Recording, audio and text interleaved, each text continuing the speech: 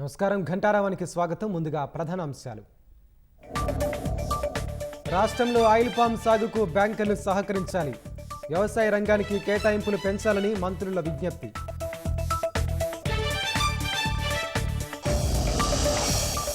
మెరుగైన రహదారులు అందించడమే ప్రభుత్వ లక్ష్యం.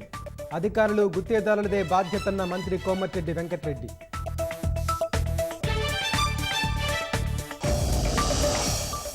రాష్ట్రంలో శాంతి భద్రతలు క్షీణించాయని హరీష్ రావు ఆరోపణ.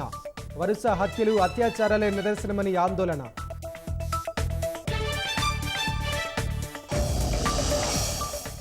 ఢిల్లీలో టారెత్తిస్తున్న ఎండలు, పెరుగుతున్న వడదెబ్బ కేసులు. 2 రోజుల్లో 5గురు మృత్యువాత.